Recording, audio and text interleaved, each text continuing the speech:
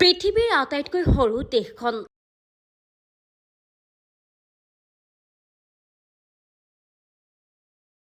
যিখন দেশৰ মুঠ জনসংখ্যা মাত্ৰ 30 জন।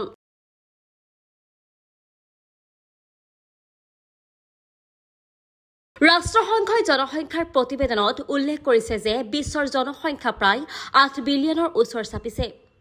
এই প্ৰতিবেদনত অনুমান কৰা হৈছে যে 2023 চনৰ ভিতৰত ভাৰতে চীনক অতিক্ৰম কৰি বিশ্বৰ সৰ্বাধিক জনসংখ্যা দেশ হিচাপে পৰিগণিত হ'ব।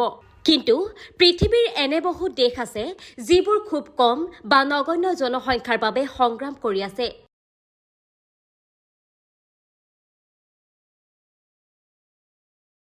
বুলগেৰিয়া, লিথুৱেনিয়াকে ধৰি বহু দেশেও জনসংখ্যাৰ হ্ৰাসৰ সন্মুখীন হৈছে। এই প্ৰতিবেদনত এনে এখন দেশ বা মাইক্ৰনেশ্যনৰ বিষয়ে ক'বলৈ লৈছো যিখন ক্ষেত্ৰফল আৰু জনসংখ্যাৰ ফালৰ পৰা পৃথিৱীৰ আটাইতকৈ সৰু দেশ।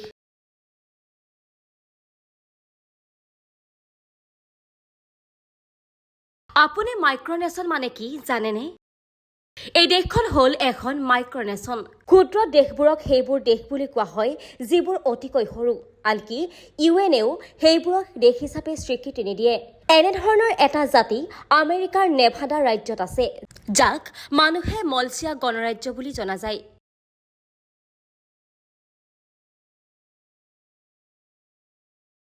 বিশ্বৰ যিকোনো ৰাষ্ট্ৰৰ সীমাৰ ভিতৰত ই একমাত্ৰ সাৰ্বভৌম দেশ। ই ৰিপাব্লিক অৱ মালয়েছিয়া নামেৰে জনা যায়। মালয়েছিয়াই 2 একৰতকৈও কম মাটি সামৰি আছে। ই নেভাডাৰ ডেনছন কাঞ্চনৰ নদীৰ পাৰত অৱস্থিত। 1977 চনত প্ৰতিষ্ঠা হোৱা দেশখনক প্ৰথমে গ্ৰেণ্ড ৰিপাব্লিক অৱ ৱৰ্ল্ডছেইণ্ট বুলি কোৱা হৈছিল।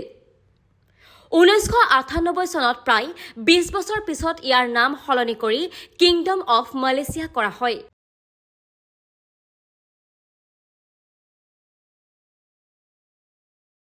আনহাতে মালয়েছিয়াৰ শাসক হৈছে কেভিন ৱাইগ, যিয়ে তেওঁৰ এজন বন্ধুৰ সৈতে এই জাতিটো প্ৰতিষ্ঠা কৰিছিল। ৱাইগক বিভিন্ন প্ৰতিষ্ঠানত জাতিটোক প্ৰতিনিধিত্ব কৰা দেখা যায়।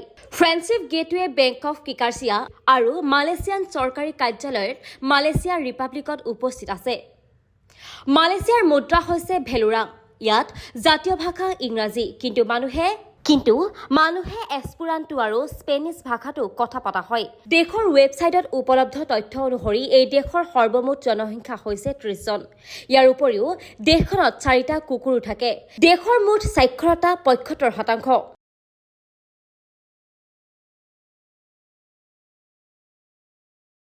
পূৰ্বৰ ৰিপাব্লিক অৱ মালয়েছিয়াই এতিয়াও আন্তঃৰাষ্ট্ৰীয় পৰ্যায়ত স্বীকৃতি লাভ কৰা নাই।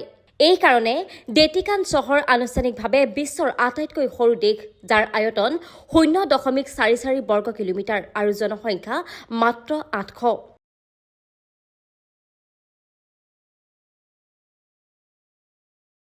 News desk report, times media 24।